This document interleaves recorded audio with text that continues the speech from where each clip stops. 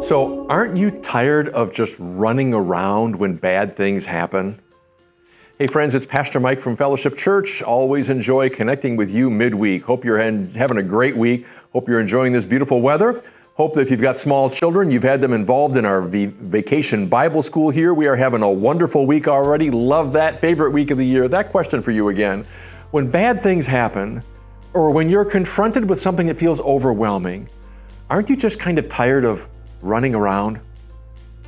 So over the course of the past number of weeks on Sunday mornings, we've been studying some passages from the book of Exodus, talking about a man named Moses. We've covered some of the stories of Moses' life, like his birth, that time when he had that burning bush experience with God, being out in the desert with the Israelites. One of the stories that we skipped over was the story of the actual Exodus, when Moses, God working through Moses leads the Israelites out of Egypt and Pharaoh's chasing behind them, and Israel ends up all the way out by this place called the Red Sea. If you don't know what the Red Sea looks like, that's okay. It's just a big body of water that they literally could not see across. And I think that was by design.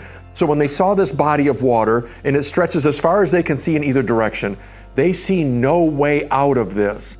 Pharaoh and his army coming behind them, and the people begin complaining like, Moses, why did you take us out of Egypt?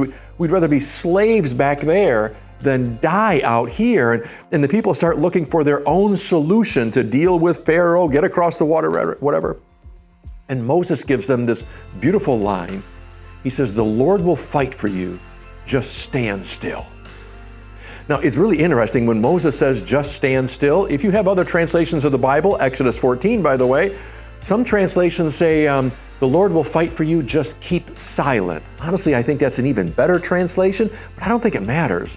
What Moses was saying is, you're facing something right now that feels overwhelming to you, and you think you've got to fix it on your own. God's going to take care of this for you. Just stand there and be quiet. Friends, you know how hard that is already, don't you? Because from time to time, when you face something in this life that feels a bit overwhelming to you, it could be a situation at work, it could be something taking place at home, spouse, children, whatever that might be, it could be extended family, it could be a personal issue, emotionally speaking, it could be something physical with your own physical body, it could be a host of different things. When you and I face stuff in this life, our first kind of gut instinct is to fix it. That's not always bad, but there can be a lot of pride in that as well. Our first thought is, I gotta fix this thing. And sometimes we run around working on solutions, trying to come up with something that'll change the situation.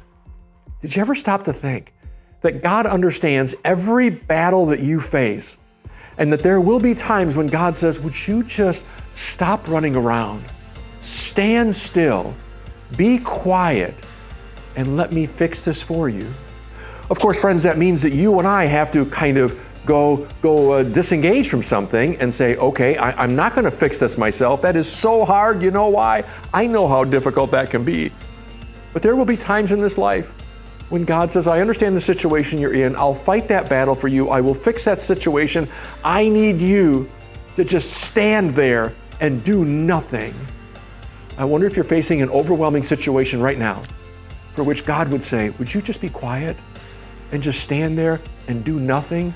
I'll fix it for you. Aren't you tired of running around at times? Friends, it's always good to connect with you. I hope you're having a wonderful week. Know that we love you and we're praying for you. Hope you take good care. Take care. God bless. Bye-bye.